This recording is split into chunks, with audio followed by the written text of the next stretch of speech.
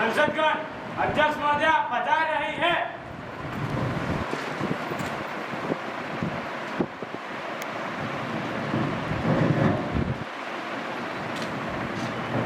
All in the monsoon session of the Youth Parliament.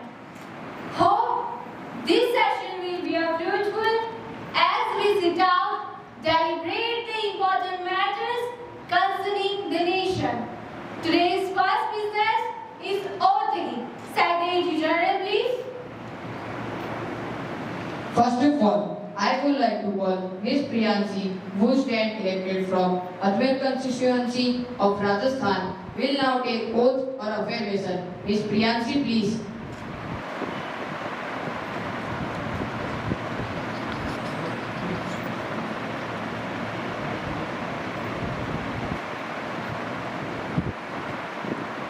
Madam, do you want to take oath or affirmation? Oath, please.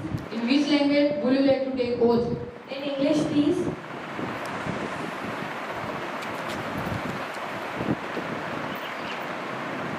I, Priyanshi Sani, having been elected for Ajmer constituency of Rajasthan Youth Parliament, do swear in the name of God that I will bear true faith and allegiance to the Constitution of India as by law established. I will uphold the sovereignty and integrity of India, and I will faithfully discharge the duty upon which I am about to enter.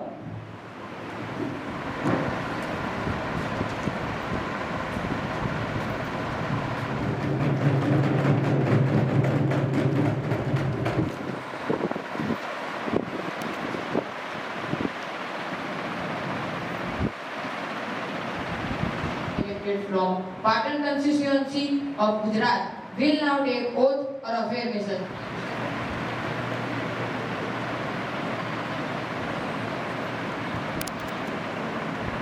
Would you like to take oath? मैं हिंदी में शपथ लेना चाहता हूँ।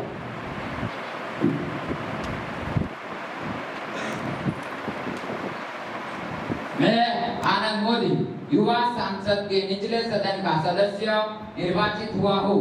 ईश्वर की शपथ लेता हूँ कि मैं विधि द्वारा स्थापित भारत के संविधान के प्रति श्रद्धा और निष्ठा रखूंगा, देश की एकता एवं प्रभुसत्ता को बनाए रखूंगा तथा जिस पद को मैं ग्रहण करने वाला हूँ उसके कर्तव्यों का श्रद्धापूर्वक निर्वहन करूंगा।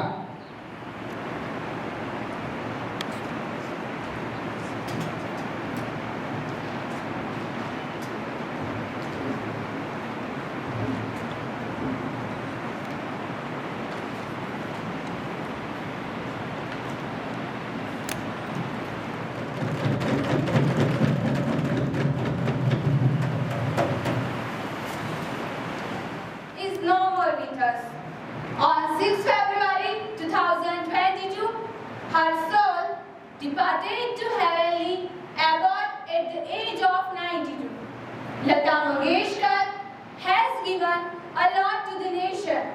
She is widely considered to have been one of the greatest and most influential singers in India. Her contribution to Indian music industry career spanning 8 decades gained her international titles such as Queen of Melody and Voice of the Millennium. It is proud to say that she was awarded Bharat Ratna.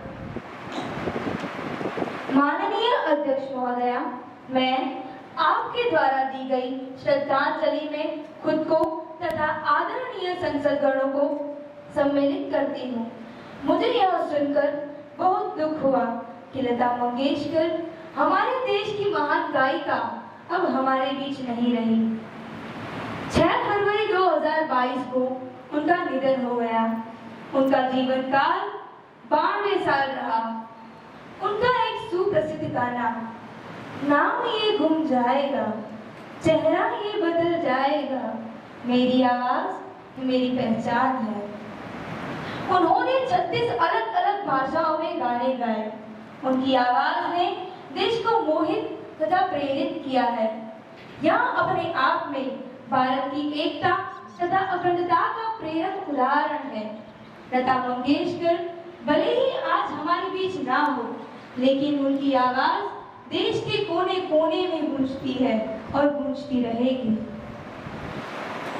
माननीय अध्यक्ष महोदया, मैं आपके और सदन के द्वारा दी गई श्रद्धांजलि में अपने आप को भी सम्मिलित करता हूँ। लता मंगेशकर भारत की लोकप्रिय एवं आदरणीय गायिका थी। उनका 80 साल का कार्यकाल उपलब्धियों से भरा पड़ा है।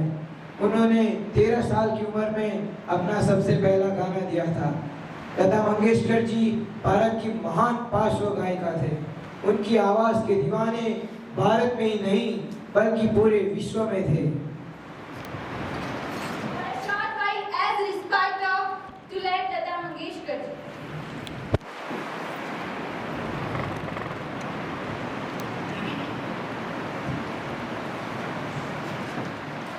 Yes, madam.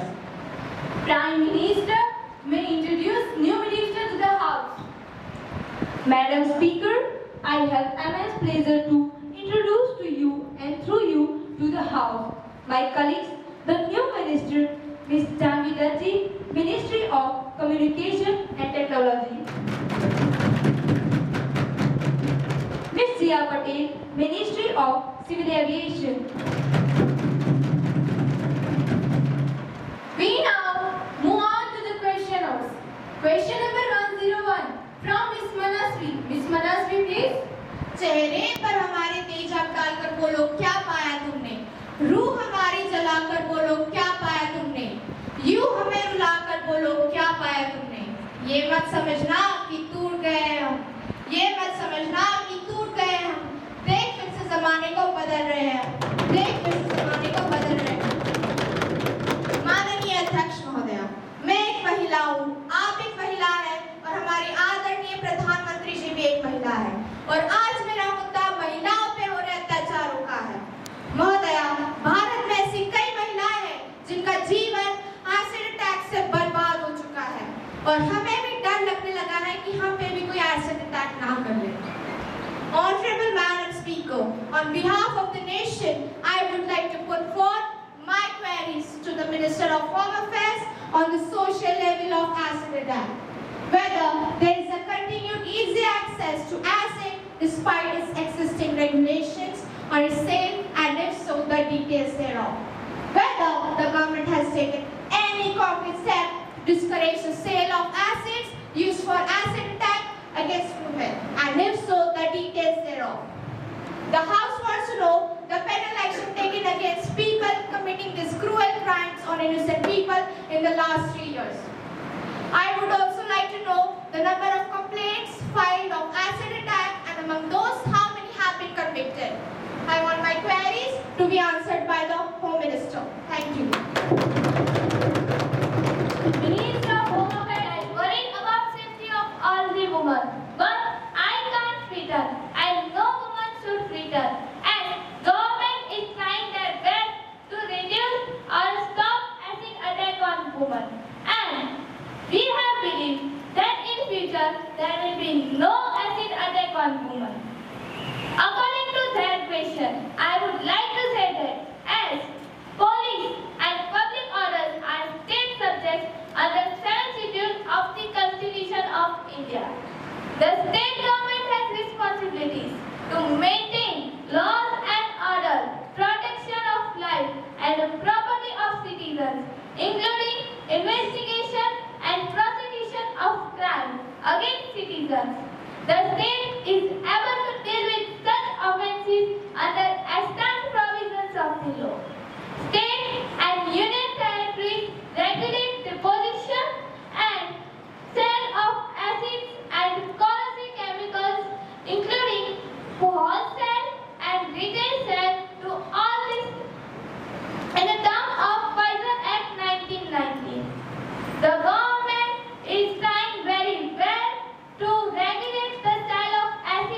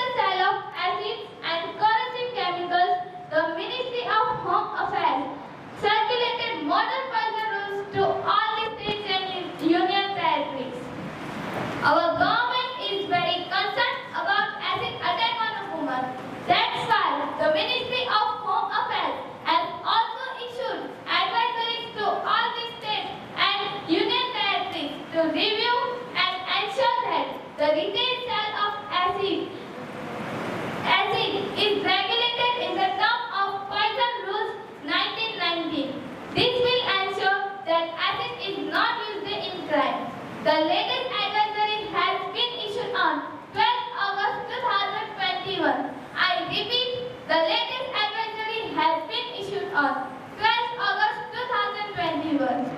Advisories are available on website of MHA.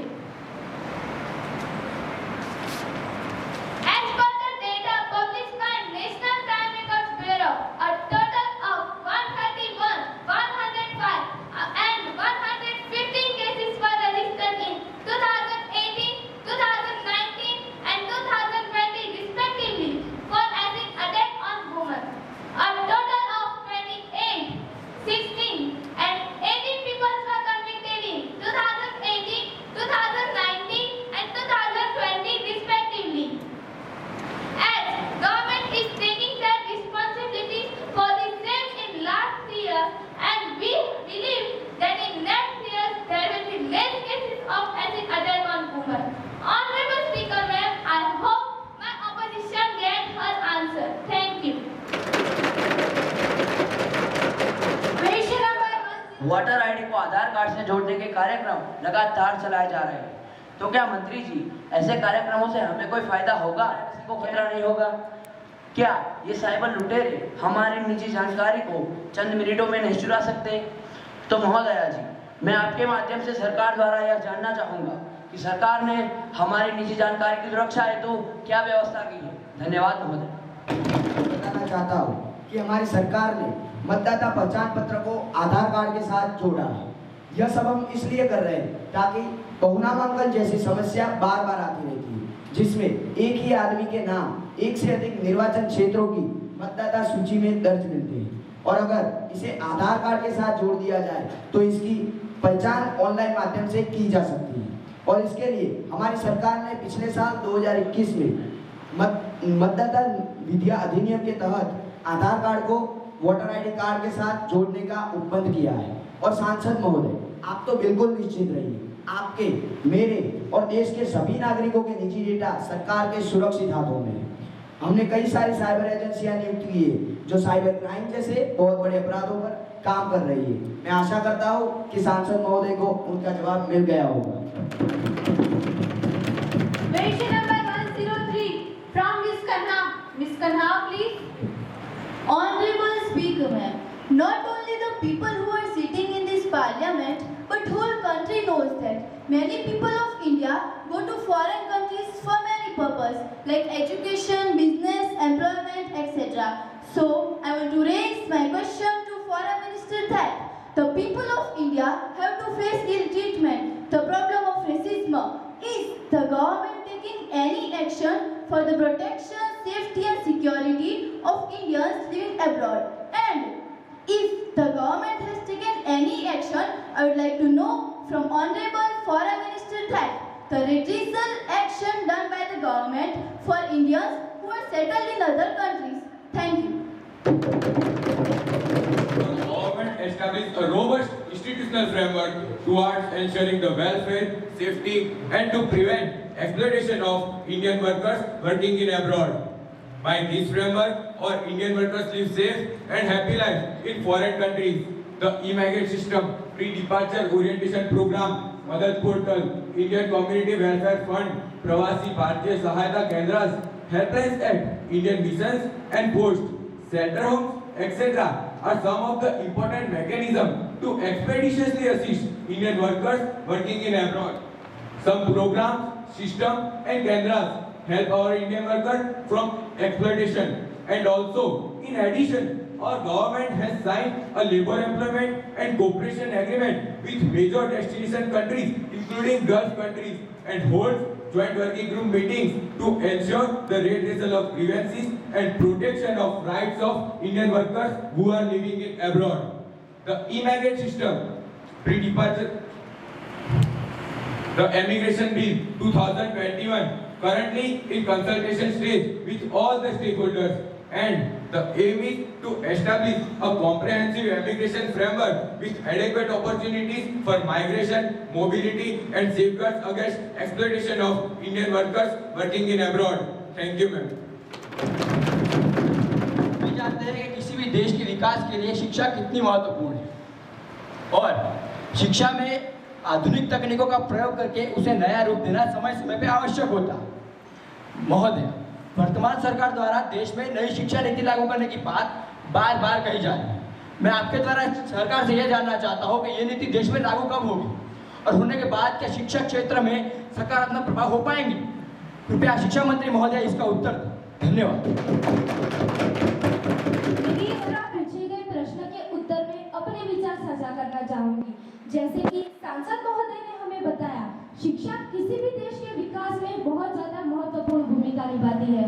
यहाँ पर शिक्षा की पद्धति 1986 में बने शिक्षा नीति के अनुसार ही चल रही थी, पर अब इसमें सुधार लाना काफी ज्यादा जरूरी था। इसीलिए हमारे प्रख्यात वैज्ञानिक डॉक्टर के कस्तूररंगन की अध्यक्षता में जून 2017 को एक राष्ट्रीय शिक्षा समिति का गठन किया गया, जिन्होंने 31 मई 2019 को राष्ट्रीय शिक्षा नीति प्रस्तुत की। हमने विभिन्न लोगों से एवं अलग अलग राज्यों से कई सारे सुझाव मांगे, जहां पर हमें 2 लाख सुझाव प्राप्त हुए और अब यह नीति आखिरी चरण पर है। मुझे बताते हुए खुशी हो रही है कि इस नीति को जल्दी ही लागू भी कर दिया जाएगा। न सिर्फ विद्यार्थियों को ज्ञान प्रदान करेगी, बल्कि भारतीय विद्यार्थियों के कौशलों में भी विकास करेगी और भारत देश को ज्ञान महाशक्ति बनाएगी। मैं आशा करती हूँ सांसद महोदय को एनईपी से संबंधित अब कोई शंका नहीं बची होगी। धन्यवाद। Question number 104 from Miss Anisha. Miss Anisha, please. We all know that our country is progressing towards digitalization, but there is also a misuse of technology. There is no proper monitoring of drug trafficking, cryptocurrencies, which is leading to drug trafficking and arms smuggling. My question to the Finance Minister, is the government taking any concrete steps to tackle the cyber crimes, and how many cyber crimes are registered at national and international level, and how many cyber criminals are penalized so far? I want my question to be answered by the Honorable Finance Minister. Minister of Finance, please. माननीय अध्यक्ष महोदय, हम मानते हैं कि crypto currency का इस्तेमाल drug trafficking में किया जा रहा है, लेकिन आपको घबराने की कोई जरूरत नहीं है। हमारी सरकार इस पर प्रतिबंध लगाने की लगातार कोशिश कर रही है। मैं आप सबको बड़े हर्ष के साथ बताना चाहता हूँ कि हमने नार्कोटिक्स सेंट्रल ब्यूरो और central board of indirect taxes and customs के साथ मिलकर कुल 11 केसेस में से 2.2 करोड़ रुपए जब्त किए हैं। जी महोदय, मैं फिर से बता रहा हूँ कि हमने 2.2 करोड़ रुपए जब्त किए हैं। इसी के साथ हमने कई और विषयों पर भी सख्त कदम उठाए, जैसे हम फील्ड ऑफिसर्स की साइबर और फॉरेंसिक टेक्नोलॉजीज में ट्रेनिंग करवा रहे हैं। हम विदेशी एजेंसियों से भी संपर्क कर रहे हैं तथा हम राज्यों को भी इन विषयों पर सहायता प्रदान कर रहे हैं। हम एक्सपर्ट्स को भी हायर कर रहे हैं। महोदय, मैं सभी सदस्यों को यह विश्वास दिलाता हूँ कि ऐसे क्राइम्स पर हमारी सरकार जल्द से जल्द कंट्रोल करेगी। धन्यवाद महोदय। आप सभी लोग यह जानते ही होंगे कि पर्यावरण हमारे लिए कितना महत्वपूर्ण है तथा इसे स्वच्छ रखना कितना जरूरी है। वर्तमान समय में पर्यावरण प्रदूषित होता जा रहा है और इस प्रदूषित पर्यावरण एवं जलवायु परिवर्तन के कारण हमारी सांस्कृतिक विरासतों की धरोहरों पर बुरे प्रभाव पड़ रहे हैं। ये धरोहरें हमारा गर्व है, जैसे कि आगरा में स्थित ताजमहल, दिल्ली में स्थित लाल किला एवं पाटन में स्थित रानी की बाव। ये धरोहरें हमारी आन बान शान है। महोदय, मैं इसके अंतर्गत संस्कृति मंत्री से यह पूछना चाहूंगा कि उन्होंने इन धरोहरों के संरक्षण एवं संवर्धन के लिए कोई नीति या योजना बनाई है। यदि हाँ, तो हमें उससे परिचित करें, और यदि नहीं तो सरकार क्या कर रही है? क्या वे नहीं चाहती कि ये धरोहरें विश्व भर में आकर्षण का केंद्र बनी रहे? धन्यवाद।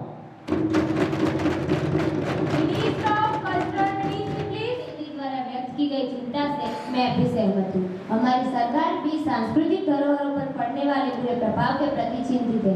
लेकिन महोदय, मैं आपके माध्यम से सभी सांसदगणों को यह विश्वास दिलाना चाहूंगी कि हमारी सरकार सांस्कृतिक विरासतों की धरोहरों को सुरक्षित करने के सभी संभव प्रयास करती है। राष्ट्रीय महत्व के 3693 संरक्षित स्मारकों का संरक्षण घोषित किया है। हमने नई संस्था भी गठित की है जिसका नाम भारतीय पुरातत्व सर्वेक्षण विभाग है, जिसमें हम स्मारकों का परिरक्षण व अनुरक्षण सुनिश्चित करने के सभी संभव प्रयास करते हैं। इस संबंध में किसी भी प्रकार के वायुमंडलीय तत्व तथा प्राकृतिक कारणों से स्मारकों को होने वाले नुकसान का आकलन नियमित रूप से हमारी संस्था यानी कि भारतीय पुरातत्व सर्वेक्षण विभाग द्वारा किया जाता है, और जब कभी भी आवश्यकता होती है औपचारिक कदम उठाए जाते हैं। जी हाँ महोदया, जब कभी भी आवश्यकता होती है जारी कदम उठाए जाते। धन्यवाद महोदय। माननीय अध्यक्ष महोदय, मैं माननीय कृषि मंत्री जी से पूछना चाहती हूँ कि हमारे देश में लगातार किसान आत्महत्या कर रहे हैं। पिछले एक वर्ष से 2498 किसानों ने आत्महत्या की है। जी हाँ, सही सुना आपने, सही सुना आपने, 2498 किसानों ने आत्महत्या की है। और यह तो सिर्फ सरकारी आंकड़े हैं, वरना वास्तव में तो स्थिति इससे भी बहुत भयानक है। प्रगतिशील माने जाने वाले क्षेत्र यानी कर्नाटका, केरल, महाराष्ट्र, आंध्र प्रदेश और मध्य प्रदेश जैसे क्षेत्रों में स्थिति बहुत ही चिंताजनक है और किसानों के आत्महत्या के आंकड़े यूं ही बढ़ते चले जा रहे हैं। किसान जो हमारे देश का पालनहार है, वो यूं ही आज कर्जों में डूबकर मरे जा रहा है। अरे ऐसी स्थिति में हमारा देश क्या प्रगति करेगा? और आखिर कब तक किसान यूं ही आत्महत्या करता रहेगा? क्या सरकार के पास इन आत्महत्या को रोकने के लिए क्या कोई नीतियां है? धन्यवाद महोदय।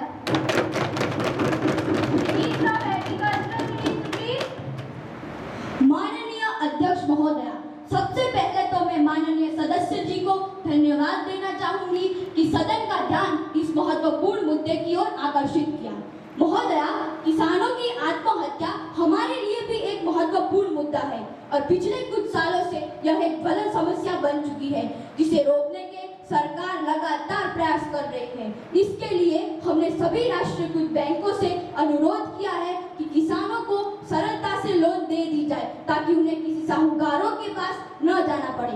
यही नहीं, किसान क्रेडिट योजना के तहत हमने कई किसानों को लाभ भी उपलब्ध करवाए हैं तथा बैंकों से 1 लाख तक का लोन, जी हाँ 1 लाख तक का लोन बिना ब्याज देने की व्यवस्था भी की जा रही है। तो मुझे आशा है कि विपक्ष दल मेरे इस जवाब से संतुष्ट होंगे। धन्यवाद।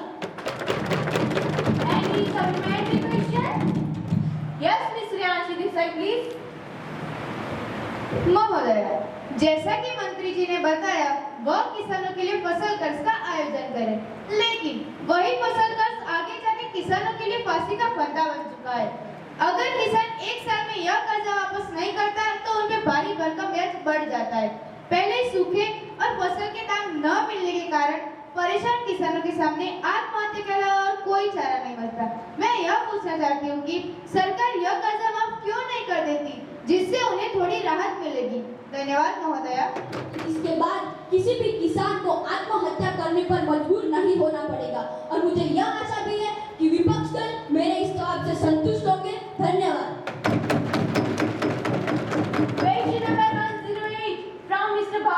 Mr. Bhavya, please. Honorable Speaker, Madam, will the Minister of Defence be pleased to state whether resides and untoward incidents each year in the country, and due to this severe stress, some of them are leaving their services. If so, what is our government doing? And if they are doing something, then give the reports of the defence personnel who have left their services due to this severe stress in the last 3 years. And what better facilities and avenues are government ensuring to the serving defence personnel? Thank you. Minister of Defence, please. Honorable Speaker, Madam, I would like to inform the opposition party that the number of suicide cases and fratricide cases are already minimal, and they have been going down due to a large number of measures initiated by the armed forces, including conduct and implementation of studies recommended by the Defence Institute of Psychological Research.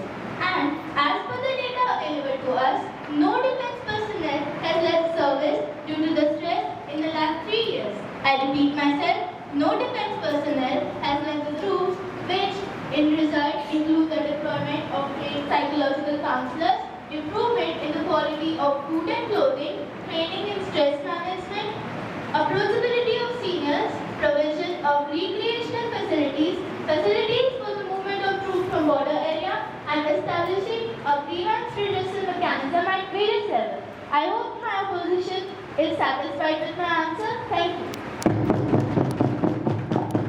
Question number 109 from Ms. Kunjal. Ms. Kunjal, please. माननीय अध्यक्ष महोदया, मैं आपके माध्यम से ruling party के rail मंत्री जी से कुछ प्रश्न पूछना चाहती हूँ। मेरा प्रश्न रेल मंत्री जी से यह है कि भारत में ट्रेनें आज भी बहुत धीमी गति से चलती है। कई ट्रेनें एक दो दिन की देरी से अपने गंतव्य तक पहुंचती है, जिससे यात्रियों को अत्यधिक इंतजार करना पड़ता है। कई इलाकों में इससे भी बुरे हालात है। क्या वर्तमान सरकार इन ट्रेनों के आधुनिकीकरण एवं इनके समय पर ध्यान देने हेतु कोई नीति अपना रही है? जहां विदेशों में शटल ट्रेन, बुलेट ट्रेन के जाल फैले हुए हैं, वहां पर हम पैसेंजर ट्रेनें भी ढंग से नहीं चला पा रहे। क्या भारत में इन ट्रेनों की समय सारणियां सही से चल पाएगी? क्या भारत में आधुनिक तकनीक वाली नवीन ट्रेनों को हम हर स्थान पर चलता देख पाएंगे? वर्तमान सरकार इसके लिए क्या नीति अपना रही है? धन्यवाद महोदया। रेल के गंतव्य स्थान में देरी से पहुंचने के बहुत से कारण हो सकते हैं। कई बार प्राकृतिक आपदा के कारण, कई बार रेलवे ट्रैक पर जानवरों के आ जाने से, तो कई बार रेलवे ट्रैक में मरम्मत और रखरखाव के कारण भी देरी हो सकती है। लेकिन महोदया, हमारी सरकार लगातार इन समस्याओं के होते हुए भी रेल की समय सारणी को सही तरीके से फॉलो करने का पूरा प्रयास कर रही है। हम इन समस्याओं से बचने के लिए रेलवे लाइनें दोहरीकरण करवा रहे हैं। जी हाँ, हम इन समस्याओं से बचने के लिए रेलवे लाइनें दोहरीकरण करवा रहे हैं। जहाँ तक बात शटल ट्रेन और बुलेट ट्रेन की है, भारत के कई क्षेत्रों में यह आधुनिकीकरण योजना लागू करवा दी गई है। लेकिन भारत जैसे विशाल देश में, जहाँ हमारा रेलवे विभाग कांटे से जूझ रहा है, वहाँ यह आधुनिकीकरण योजना पूरे भारत में पहुंचाने में थोड़ा समय लगेगा। लेकिन महोदया, हमारी सरकार इसके लिए पूरा प्रयास कर रही है और इसमें सफलता भी प्राप्त कर लेगी। जी हाँ, हमारी सरकार इसमें सफलता भी प्राप्त कर लेगी। अब मेरे हिसाब से विपक्ष दल को संतुष्टि प्राप्त हो चुकी होगी। धन्यवाद। निम्न कागजातों को सभापटल पर रखता हूँ। पर्यावरण संरक्षण संशोधन अधिनियम 2022 की वार्षिक रिपोर्ट तथा केंद्रीय प्रदूषण नियंत्रण बोर्ड दिल्ली की वार्षिक रिपोर्ट 2020-21 ऑडिट किए गए खातों के साथ। धन्यवाद। महासचिव, युवा संसद की राज्यसभा से प्राप्त संदेश को पढ़ें। माननीय अध्यक्ष महोदया, मुझे युवा संसद की राज्यसभा के महासचिव से प्राप्त निम्न संदेश की सूचना देनी है।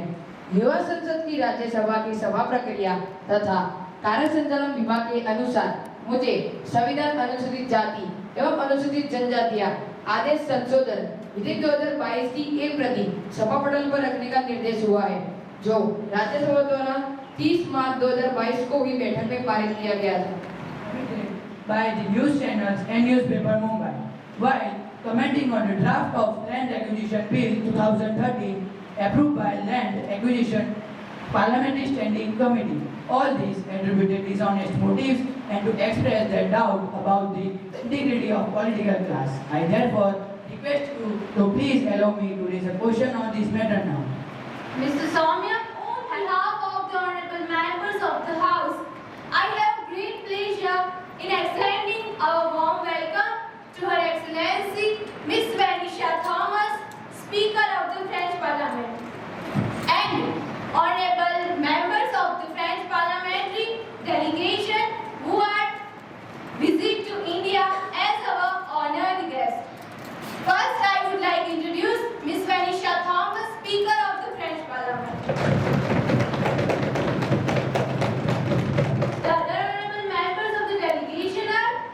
Mr. John William, Deputy Speaker of the French Parliament. Miss Noelia Levin, Member of the French Parliament. Mr. Jacob Carter, Member of the French Parliament. It is very high-powered delegation. The delegation arrived on 15th August 2022. They now seated in special box. We wish them a happy and fruitful stay in our country. We also convey our warm greetings and best wishes through them, the Prime Minister, the government, the French Parliament and friendly people of the French. अब हम ध्यान आकर्षण प्रस्ताव पर चर्चा करेंगे। Miss Manasvi please. माननीय अध्यक्ष महोदया, आज मैं हमारी इस युवा संसद में आपके माध्यम से सरकार का ध्यान एक महत्वपूर्ण मुद्दे की ओर खींचना चाहूंगी। महोदया, हम सब यह जानते हैं कि कोरोना के कारण हमारे देश के हर क्षेत्र में बुरे प्रभाव पड़े हैं। सबसे महत्वपूर्ण एवं गंभीर समस्या तो यह है कि इन 2 सालों में कोरोना के कारण बहुत से विद्यालय और शैक्षणिक संस्थाएं बंद रही। इस दौरान प्राथमिक शिक्षा से छोटे बच्चे वंचित हो गए। इन बच्चों को 2 साल तक, जी हाँ, 2 साल तक शिक्षा से दूर रहना पड़ा। महोदया, मैं सरकार से इन बच्चों के शिक्षा में हुए नुकसान की भरपाई के लिए उचित कदम उठाने और पर्याप्त नीति बनाने का आग्रह करती हूँ। धन्यवाद। इसी के साथ मैं एक और बात पर आप सभी का ध्यान आकर्षित करना चाहता हूँ। इन कोरोना काल में बहुत सारे लोगों के घर तबाह हो गए। बहुत सारे छोटे छोटे बच्चों के माँ बाप दोनों गुजर गए। अब उन्हें पालने वाला कोई नहीं रहा और कई जगह पर वृद्ध लोगों का एकमात्र कमाने वाला सहारा कोरोना ने उनसे छीन लिया। महोदया, मैं सरकार का ध्यान इस तरफ भी खींचना चाहता हूँ कि वह वृद्ध एवं छोटे बच्चों के लालन पालन के लिए उचित कदम उठाए। पूरे विश्व में तबाही मचाई है, हमारे देश में भी इसका बहुत बुरा असर पड़ा। लेकिन महोदया, मैं आपको बताना चाहूंगी कि हमारी सरकार ने कोरोना से उत्पन्न परिस्थितियों से लड़ने के लिए भरपूर प्रयास किया है और इस प्रयास में हमारी सरकार सफल भी रही है। कोरोना से मरने वाले लोगों के परिवार के प्रति हमारी सरकार सांत्वना रखती है। उन परिवार की मदद के लिए हमारी सरकार ने भरपूर प्रयास किया है। कोरोना से मरने वाले लोगों के प्रति हम गहरा शोक व्यक्त करते हैं। लेकिन महोदया, यह भी सत्य है कि मरने वाले लोगों को तो वापस लाया नहीं जा सकता, लेकिन उनके परिवार के प्रति हमारी सरकार ने कुछ ऐसी योजनाएं बनाई है जिससे कि उनकी आर्थिक परिस्थिति में उन्हें मदद मिल सके। मैं वित्त मंत्री जी से यह निवेदन करती हूँ कि वह सरकार द्वारा बनाई गई योजनाओं को आपके माध्यम से सदन में प्रस्तुत करें। Minister of finance, minister please.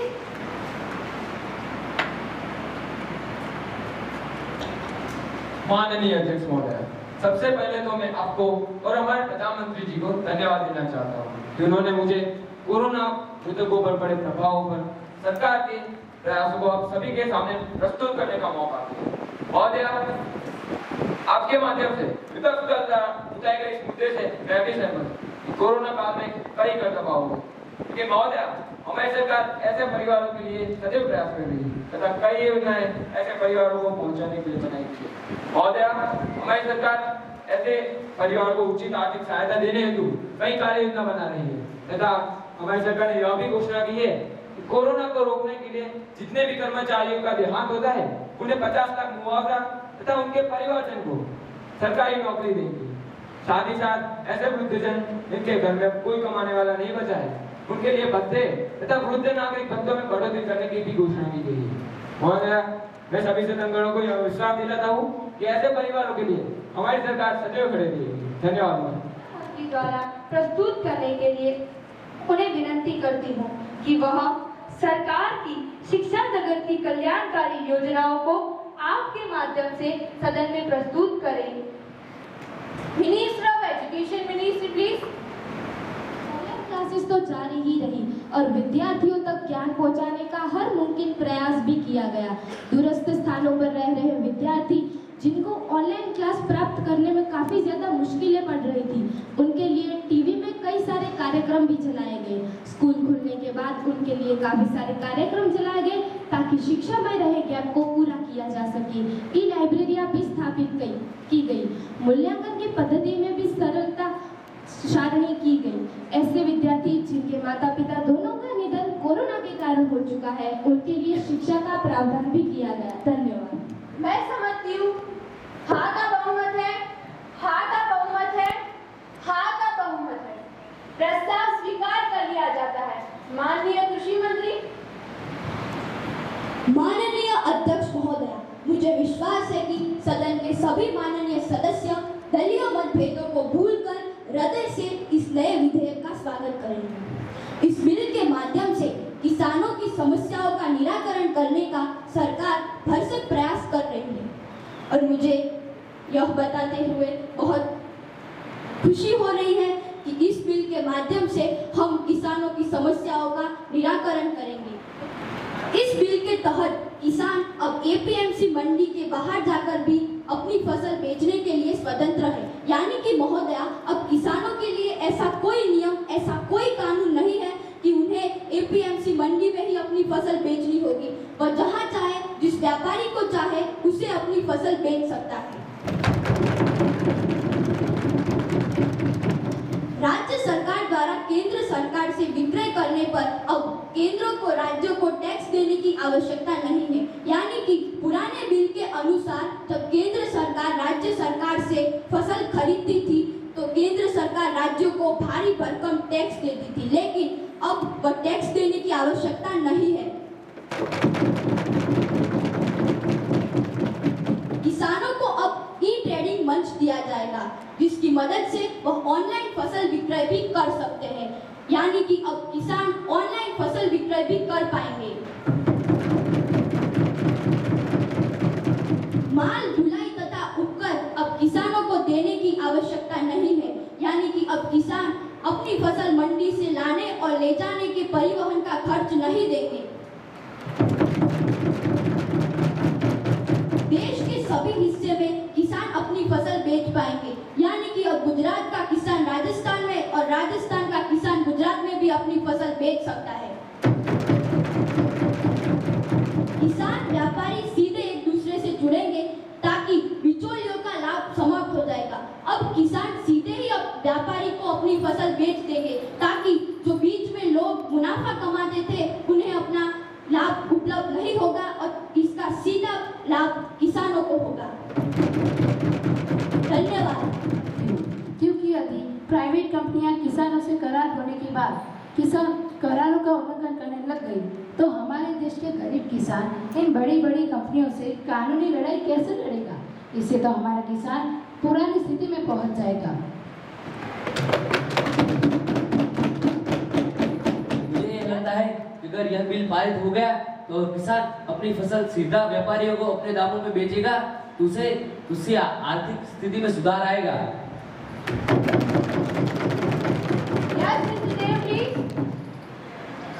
क्योंकि इस बिल के पारित होने से प्राइवेट कंपनियां किसानों की और भी ज्यादा नजदीक आ जाएगी, जिससे वह अपने मनमाने ढंग से काम करने लगेंगे, जिससे एमएसपी के बंद होने का खतरा है।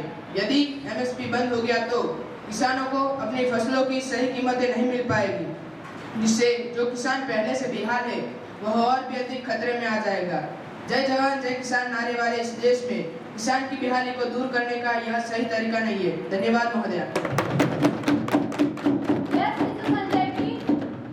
वर्तमान में पुराने कृषि कानूनों के तहत किसानों को अपना अनाज बिचौलियों के माध्यम से बेचना पड़ता था, जिससे बिचौलियों को मुनाफाखोरी करने का मौका मिलता था। महोदया, इस बिल से बिचौलियों की मुनाफाखोरी बंद हो जाएगी। धन्यवाद।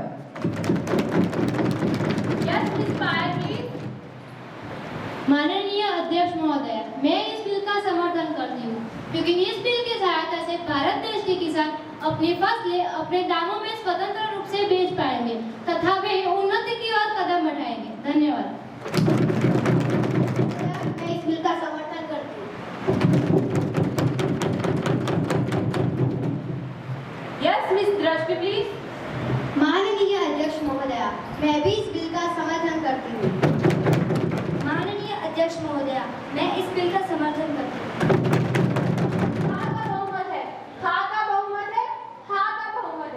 प्रस्ताव पारित किया जाता है।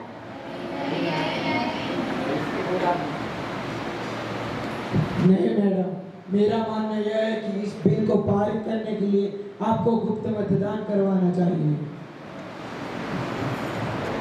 अब सदन की कार्यवाही कल 11 बजे तक स्थगित की जाती है।